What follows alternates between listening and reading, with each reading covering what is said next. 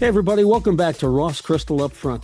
Upfront today, if you like sports and you like fast paced thrillers, you're going to love our next guest as she tells us about the subject of her latest book, who winds up being kidnapped at the U.S. Open. By the way, don't forget to like and subscribe to Upfront. We do appreciate that. And with that said, let's get rolling. Joining me now up front, author Elise Hart Kipness. Her latest book, Close Call, part of the Kate Green series, an instant USA bestseller. And she joins us now from New York. Thank you for taking time out, Elise. Good to have you here. Thank you for having me. I'm really excited to be here.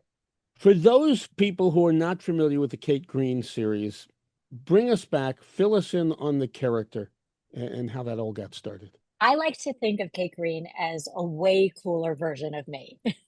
So, Kate and I are both television sports reporters, but she's an Olympic soccer gold medalist, and I'm a soccer mom. Hmm. She chases bad guys through the tunnels of Madison Square Garden and on concourse of the US Open, and I chase my dogs around the yard. And on a more serious note, when I was a sports reporter, I was one of the few women who were there, who were in the locker rooms, and I was just happy to be in the game. But Kate stands up for herself in a way that I never did, and I like that about her. It's a special thing to be able to write. What here you are doing sports reporting, you're on a number of stations. It's exciting. And you basically switch careers. But before you switched, was the writing in you as a child? Did the writing start because you were a journalist? How did that all come to pass? It's such an interesting question, and it's something I've only been thinking about recently because it wasn't clear to me that it was always there. I grew up, I read a biography on Edward R. Murrow, and I was like, I want to be a reporter. I want to slay dragons. And I started in news and, I was covering a lot of crime. And then I got to switch to sports, which was really like fun. You win, you lose. And then I stopped for a while and I found myself missing writing. And then I found a journal I wrote in my 20s, and it said, I wish I had more free time to do the things I love, like writing. So I think it was there in my subconscious, but I didn't realize how much I loved it. There's a difference in the world of journalism, reporting, sports news, whichever, um, and being an author. To me, that word is Yes. discipline.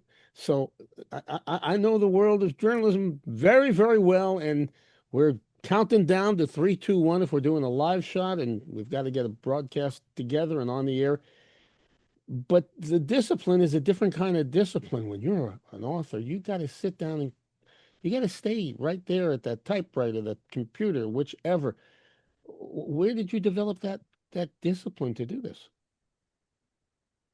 Yeah, it's really daunting because, broadcast journalists, like you have a page, right? At most, like if you have a minute and a half for a story on television, you're like, yay.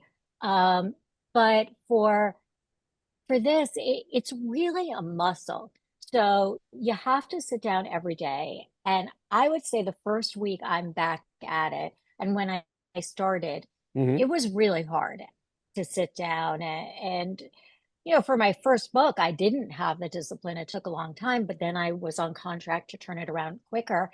And and it really is a muscle. So the first week back at it is just such a struggle, and I have to force myself. But we're also deadline people as journalists. So even if my deadline is 6 months from now or a year from now, it's still a deadline and it's still in there. But I think it just comes down to practice. Here's the part that's interesting to me. You did three in the series. Lights Out, that was your first. Yes. Dangerous Play, Close Call. So you sit down and did you know as you sat down, let's talk about Close Call. As you sat down to put this together, did you say, I've got this in me. I know what Kate needs to do. I know where she's going. Or did you, I don't know. Tell us what you did. What do you do as a writer? Yeah, it's kind of like there's a whole discussion all the time. Are you a pantser? Do you just write or do you plan it out? And I've evolved to a planner. I didn't start that way. So the first thing I sit down with my agent and my editor is which sport I'm going to do. So the first one was done because I was on submission for that, and it was lights out and it was basketball. And I chose basketball because it was the first sport I covered. And then we decided to do soccer for the second one. And the third one, before I started writing, we knew it was going to be the US Open. And I literally create a spreadsheet I'm such a dork. So I create a spreadsheet. It's color coded. Okay. So red herrings are literally in different shades of red, which I guess is like red and pink. And then the real clues are in blue. And and it's not like I outline like this is everything that's going to happen in a chapter, but I decide where I'm going to drop in the clues and the misdirection. And from that structure, Harlan Coben says he needs a roadmap, when he writes. It's not like everything is planned, but having that roadmap just makes me feel so much more comfortable in what I'm doing. And then I can kind of like take the road and see where it leads me. So let's hone in on close call. So you knew this was going to be Yeah. at the you knew this was going to be at the U.S. Open. You did. You said this is going to be at the U.S. Open, Yes. and we're going to Yeah. release Yeah. We decided that at the beginning. and we're going to release it right at the time of the U.S. Open, which is, I mean, Yes. you couldn't be more timely. Uh, Go ahead. I'm telling you, my agent, Liza Fleitzig, she's like all over it. So we thought that out. We talked to the publisher. And the reason we did the US Open is, first of all, we were doing tri-state events, but also the US Open was an event that not only did I cover, but I grew up in Great Neck, Long Island. We're talking about that. It was the event as a kid that Uh-huh. everyone went to. So, it's an exciting location for an event because it's not just sports. It's like, it's star-studded. It's so much drama and glamour. So it's like a really cool place. So take us through what happens uh, in close call. What what happens in close call? As much as you can tell us before the agent and the lawyers go crazy. Where before I give away the secrets. So in Close Call, Kate, my main character, is off an Emmy for her weekly show because why shouldn't she have an Emmy, right? Hmm. And I mean, why not? And then she's covering two women in professional tennis, two of the big stars, one an aging veteran and one a young upstart. And then one goes missing and the other starts receiving ominous messages from the kidnapper. And what connects these two together is one of the secrets Kate needs to discover in order to save a life and solve a crime. So Kate is kind of both. She's sports reporter, detective, the whole nine yards in a sense, isn't she? She is. And she has to draw on the help of her estranged father because, if you're going to have to get help, you need there to be some tension. And that causes a really interesting, fun dynamic because he wants to rebuild that relationship and she's skeptical about it. So that was kind of a fun thing to write. So as the U.S. Open unwinds and you watch it, are you thinking about Kate a lot, or that's once the book is done, it's done? Or are you what goes through your mind? Oh, Because the book is here and the U.S. yeah, Open is here. What do you do there? I know. Well, first of all, I know she lost, but in the singles, but Venus Williams was one of my big interviews at the US Open. And Hmm. the room where I interviewed her it was in my mind when I was writing the room for yeah, writing, when I was writing the room for one of the interviews that Kate has. So the fact that she's played in the US Open this time around, and now she's in the doubles, it's like it's such a full circle moment because she's one of my favorite players and people. She was so down to earth when she won. And I just really enjoy talking to her. And I just kind of love the behind the scenes of it all and like looking and seeing the US Open, but being like, oh, I know what goes on back there, and I'm taking the readers there, Yeah. and just kind of like weaving into the stuff no one, not everyone sees. And now you're getting ready to take the viewers there. You've got a deal, don't you? I Tell us. I do. Oh, I can't even believe it. It's with NBC Universal and Mary J. Blige's production studio, and there's some amazing people attached to it. Deborah Martin Chase and Liz Friedlander, and like, yeah, Kate's supposed to come to the screen. Fingers crossed that everything goes according to plan. As what? A series, movie of the week? What is this going As to a be? TV series, as a TV series. This is going to be a TV series. They've bought the rights. And Yes, I mean what it's still, it's still in the early stages, so I'm still like crossing my fingers everything, goes, but that's the hope. have they cast it yet? Do we know who Kate is? No, no, no. It's like super early, super early. Which brings me to the next question. It's your baby. I know what From you're gonna ask me. how much say do you have in all of this? Or they say, we love your stuff. Sit over there. We'll let you watch. We want you'll input when we ask. Well, how does this work? Tell me. You know, I'm actually fine to sit on the sidelines, no pun intended, my sports stuff. Uh-huh. I really am because I get and I was in TV, so I get it. Screenwriting is a different animal, and um, and Deborah and Liz are such big professionals that I really trust whatever they say. But if you're going to ask me my like dream fun cast when I was, writing it, who I thought could be in it, I went anywhere from like Jennifer Lawrence because she has so much free time, right? She could do it, or to Zoe Kravitz. And I think I picked the name Liam as the fun name of the father because I just think I had Liam Neeson in the back of my brain. So, This is going to be interesting. people who have like really empty schedules, not a lot of commitments, they're just sitting around waiting for the call. And it will be once this gets going and rolling and you get to be on set and you say, wait, you can't do that to Kate. I can just hear things in your mind going, you're never going to say it, or you're going to let them do what they need to do. You wrote it, now let them take it from Oh, you. totally. But I want a cameo. And what I want my cameo to be is, first of all, I would stand on a box. I'm 5 feet tall. So I stood on a milk crate to Uh-huh. interview players. I mean, I'm really little. And so I want a cameo as a reporter, in the crowd, just asking one question. That's what I have my heart set on. Do So they I know will this leave yet? them alone to do it. No, no, I haven't told them, but maybe they'll hear it on your Wait, show.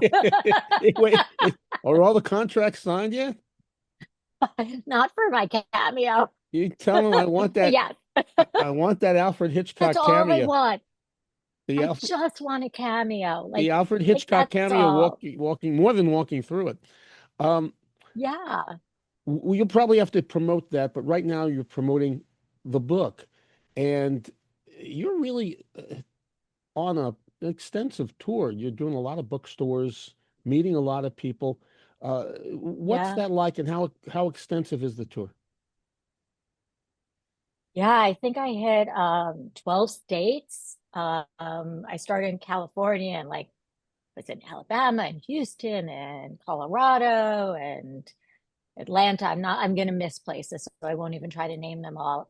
Um, it was great. I really loved meeting booksellers and people who came up to me, like random people who were at events, like, oh my God, I love the Kate Green series. And I'm like, oh wait, it's not just my parents reading it, like it really just filled me with so much joy to hear people talking about Kate. And I really, really liked it. I was so happy to get out there.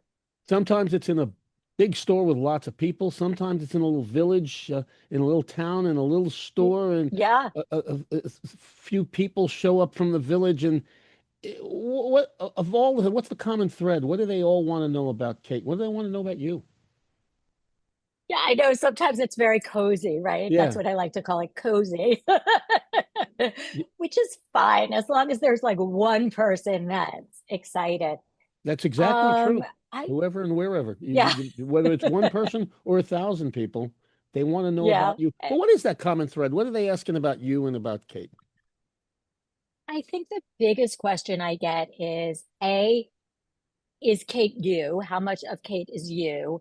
And, I get questions like, who was the most famous person you interviewed? Or, what was it like? What's your favorite sport? Like kind of those kind of questions. Do you get tired of that? No, I feel so grateful. I am beyond grateful. It took a really long time to finish my book after all the drafts and stuff. And I think I miss talking to people and engaging, my reporter me and me. So it's nice to like take that out and be that person again. By the way, of all the events, of all the major sports figures, who did stand out? Who just is Uh, memorable? besides Venus Williams, and I'm going to get a little teary now because Payne Stewart. And then it was so tragic how he died. He was just amazing. I covered the Knicks a lot. I really like Patrick Ewing. Charles Barkley. Charles Barkley used to stand over me and be like, "Now you listen to me, little Elise Hart," because Hart Kipness is my married name. Yeah, I have a lot of good memories. Al Leiter. I guess I don't just have one. How did you end up getting into the sports side of things? It was so random. I was covering news and I had the opportunity to cover the NBA lockout because it was a news story and they needed someone. And at first I started freelancing. I freelanced for Fox Sports Network and it was just it was a really good fit.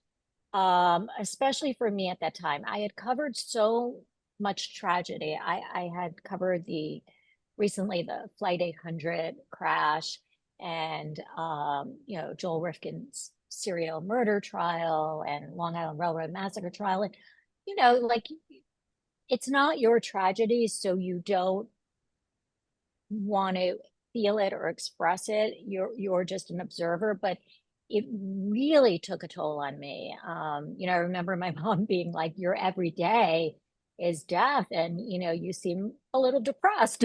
Hmm. And then when I had the opportunity to cover sports, even though there were news stories in sports, it was like you win or you lose, and it was about winning. The goal was to win. The goal was greatness. The goal was to shine, and it just like lifted my spirits. So I really enjoyed it.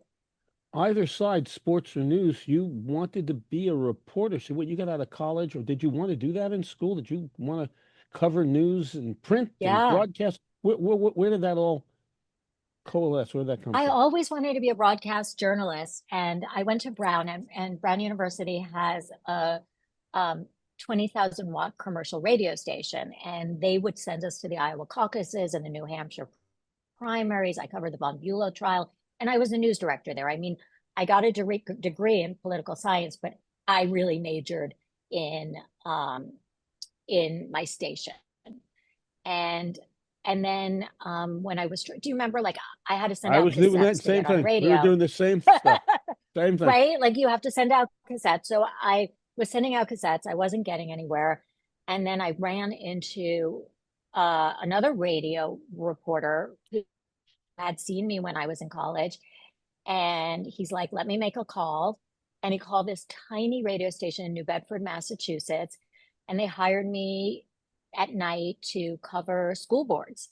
And Hey, I was reporting nights, I did covering all this. school Yeah, boards, I get it. right? And then I had done an internship at WCBS Radio and met someone, Walt Wheeler, Sure. their political reporter. And he had just started a statewide news service out of Albany when Mario Cuomo was the governor, right when Mhm. he was thinking about whether to run for president. And he hired, I was like, please hire me. You can pay me the same I'm making right now, minimum wage at this radio station, because it was so exciting what they were doing. And I ended up there and, slowly worked my way up into television. The difference between those days and today, there were fewer jobs for us to get into. Today, the jobs are plentiful, but it's changed. It's the legacy broadcasting, as they say, is kind of gone, and it's all streaming. So it's kind of watered down. What do you make of students today who want to do what you're doing? What do you make of it? What do you tell them? Ah, What's changed? so much has changed. I mean, yeah, I remember the days when we had to be so careful. My scripts were checked because we were broadcasting and the FCC was regulating what we said, and it was very important to be accurate. And that's all changed. I do mentor because I was on the board of directors for BRU, and I do mentor students at BRU. I did that for a while, and um, I I really try to encourage them to take a beat, take their time to get the information right. It's not about reporting this thing like 1 + 1 = 2.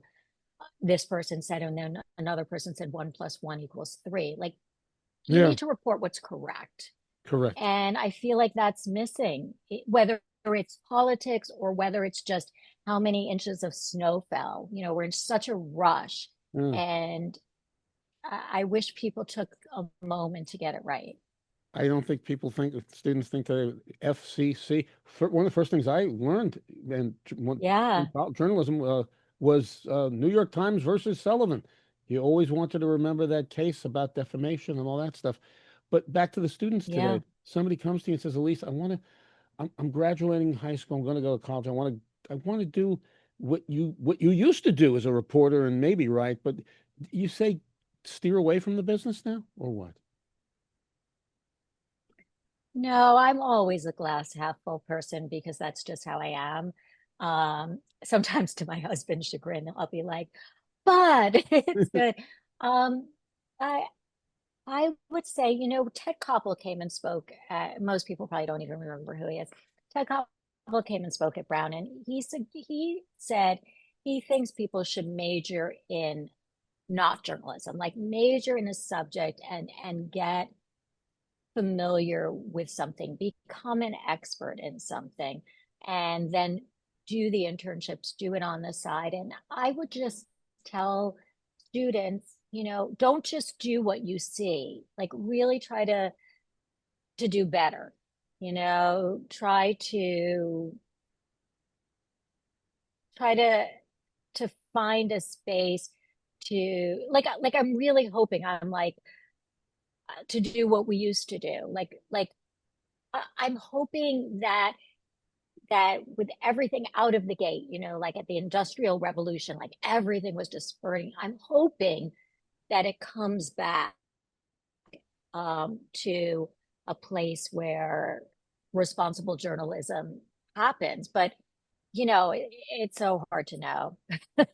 I, Somebody said it I struggle with this topic a lot. well between podcasts and I mean somebody said on the air recently, everybody can do this. Everybody have a show on YouTube. Everybody have a podcast, but not everybody can do it well. And not everybody walks the legal line, Mhm. as you put it, and the ethical line and all of that. And maybe that's the big concern. Where are you going? Fourth book, fifth book, sixth book? Is this going to be a constant series? What do you think about now? Or are you going to go right for all the films? And No, I love writing books. Um, I'm actually working on a new series, and it's about a news reporter. So we'll see how she handles these issues. I might dive in a little bit not a more sports into reporter, some of these not a topics. sports reporter, a No, news I'm reporter, I'm going to go to a news reporter based in New York. Yeah. a I'm one of television. those people who needs to have like a kernel of what I was in my writing, at least at this stage of it. Maybe one day I can completely poof fiction, but I like to have like a little kernel of what I Sure. And as experienced you think about it, do you jot down things that happened today or jot down things from yesteryear? yesteryear. Really? You like I what? don't know. I kind of live in that past, but Yeah. more as setting and characters. I think murders and thrillers are like universal. So nothing is based on a specific, but like in my experience, I'm going back to when I sat at the desks and stuff. Of course, I have to update it for technology. I have a friend Right. who's a producer at CBS Sports, the pregame show. So she read all my stuff for my Kate Green series to make sure that like I was up to date on stuff. But you delve back into the crime, you mix it with the crime and the detective. What is it about the detective, the mystery part? I mean, that's a runaway hit right now, and it has been for years. I can think of the CBS Mystery Theater back in whenever it was, 30s, 40s. There's something that keeps an audience coming back for those mysteries. What is it? That's such a good question. That's another one I hear. I for me, I think that I'm processing all the crime that I covered, and I think that's why I dove into writing this. Or although it didn't take me until after Lights Out and listening to another author talk about why they write thrillers, Hmm. to realize it, like the light bulb didn't go on. I think I think everyone is curious about that, and like it's why we go to horror movies, but it's also in an arena that's safe. You're in a book, you're at home, but it's not really happening. And I think we're just like that part of our brain is drawn to that. At your core, what are you? Are you a journalist? Are you a writer? Are you a producer? What, at your very core, if somebody says, what is it that you really go back to every time? What are you? I'm an author. So you really transitioned because that's not where you were I coming did. coming out of No, no. I don't know if I would have answered it the same 2 years ago, but I feel the most comfortable in my skin But when you were in in college, my whole range of career. if I'm correct here, in college, the drive was to get that first journalism job. You weren't thinking Oh, about being an yeah. author, Oh, right? yeah. Oh, no, no. But if you ask me right now,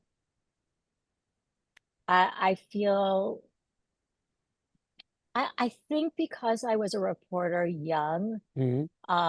I think I was insecure in the job so much, and you're only as good as your last live shot, and news directors change places.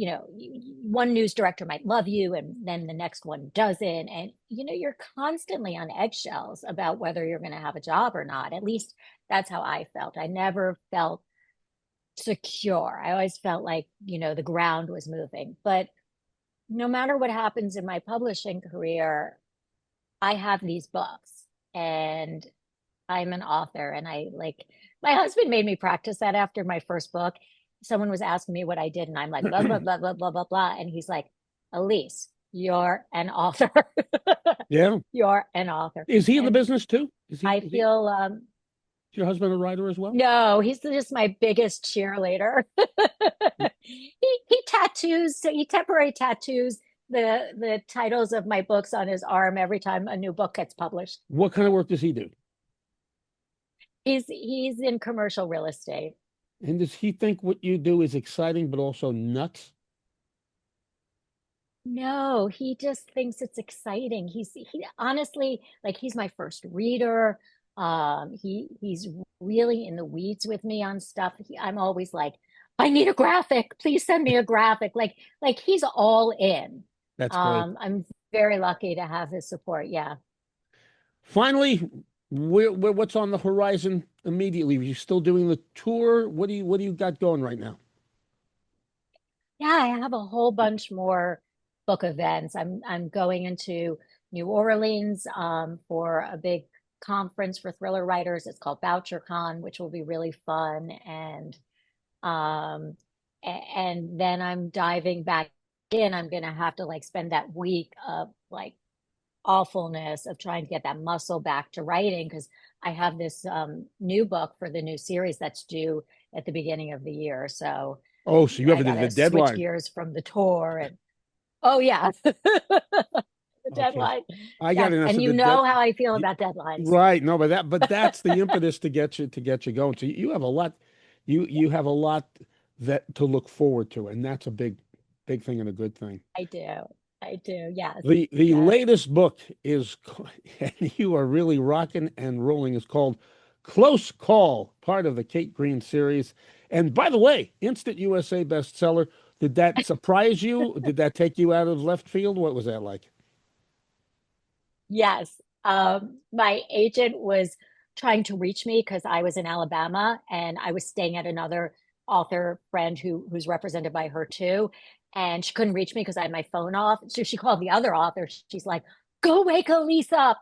And then I don't know if you heard today, but it went up. It's 18. It's ranked 18 No, I today didn't. in the USA Congratulations. Today. So two Congratulations. weeks in a Well, keep row. Yeah. Elise, Yeah. keep on, keep on keeping on. It's Close Thank Call. you. Elise Hart Kipness, thank you so much. Continued success. Look forward to talking to you again. Thank you. Me too. Thank you so much for having me.